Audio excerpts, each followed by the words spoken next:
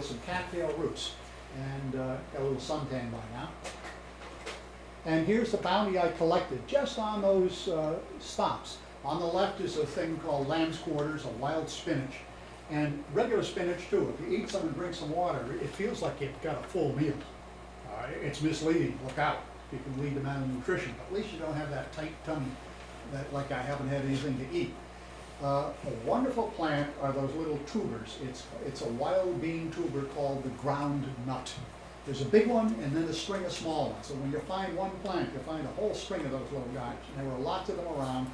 Cattail stalks on the lower right, which tastes like celery, the inner stalk near the bottom, and the cattail roots, which are like potatoes with stringy things in them. Still haven't quite figured out how to eat them. Yeah, just munch on them and somehow you get nourished. And a few minutes later, I caught a sunfish and cooked him too. Now, a word of caution, I know there's a lot of scouts here. It's so exciting to see you guys. Please don't go out and experiment with wild plants. 95% of the plants in North America are poisonous. Go with a scout leader who knows, an adult who knows about this kind of stuff, okay? Even some of the stuff in the books is not dependable. There's some plants that, unless they're prepared correctly, can poison you. And my wife and I had this agreement, no mushrooms. I don't care what kind I thought they were. Mushrooms have almost no nourishment. Forget it. Okay? So, I mean, they taste good. But, how do you cook a sunfish? Anybody ever fillet a sunfish? Only as can be. Sitting at home in the armchair, you're not going to come up with these. But I'll tell you, when you're out there, you can get very creative. Not just me, you and everybody else. And I eviscerated the sunfish, cut off its head, as little of the head as possible. Save the eyes for bait, okay, for the next sunfish. And I finally came up with this method. I stick the sunfish in the clay pot with the vegetables, with the tail sticking out, and let it simmer for, I don't know, 40 minutes, an hour, and I wasn't keeping time because I didn't have a watch. And at the end of that period, I go up and grab the tail and shake the thing, and the skeleton was almost bare. I couldn't find the meat, but it had to be in there somewhere. So there it is. That's one way to cook a sunfish. I'm sure there's something. All right. So, okay, here we are in a place, this is in Vermont now. A few days have gone by, in fact, a couple of weeks. This is Vernon, Vermont, and I puzzle over that. Isn't there a Vernon, Connecticut? Yeah. Yeah, and these towns, and there's a Bloomfield, Connecticut, there's a Bloomfield, Massachusetts, and a Bloomfield, Vermont, which we'll eventually see in this little film here. And the settlers moving north renamed towns after the old towns they had left, obviously, out of nostalgia, okay? And my son was fairly young when I made this trip. He's grown up now. And he said, "Dad, aren't you afraid to go on this trip?" And I said, "Well, I have some fears." So I said, "What are you afraid of, Jason?" He said, "Well, wolves and bears." I might meet up with a coyote, and I can stand off one coyote myself. 2, 3, I don't know. Make some noise, they'll probably all leave, you know. But this is one of the things I was really afraid of. Here's a factory on the river. What are they making in this factory? Hydropower, huh? Okay? It's a domesticated form of lightning. Hydropower. Yeah, it's a hydro dam. And when they start the turbines in the powerhouse on the right, that dam there froths with water. There's an outlet below the dam. And this place would be a turbulent basin. Of course, I arrived at about 7, 8 p.m. They had finished generating power for the day and shut down the turbines. Phew, got it made, go right to shore. Looks like a lake here, huh? All right?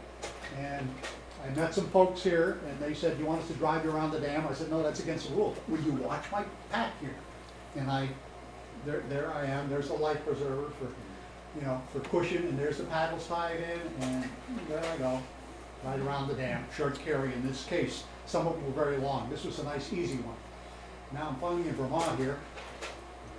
Here's my camp that night, and I got undressed, grabbed a soap board. I was pretty grimy after a hot day's paddle. Went to walk in the water, and guess who swims by? A beaver. And I thought he didn't even pay any attention to me. Lots of them on the Connecticut River these days. Historians in the group will probably remember the Lewis Clark expedition that Thomas Jefferson sent from St. Louis, Missouri, to find the Pacific Ocean and back. It took him 2.5 years. And we had purchased Louisiana from France, and he didn't know how big it was. And he predicted that it would be another century, maybe 2, before we settled the entire West. Guess what? It was less than half a century, well, 3/4 of a century after that. By half a century later, California was settled, and the interior was settled too. And this guy is more responsible than all the gold rushers, the fur trade. It's the fur traders who went and found the pass, got to know the Indians, brought the furs back, and they were the ones who led the settlers. They knew the country. So, very important animal.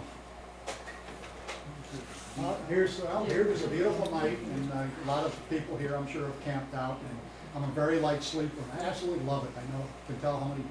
Remember how many fish went flop in the river by morning. You know, I just kind of catnap. A beautiful night out there. And this is kind of one of the attractions of making a trip like this.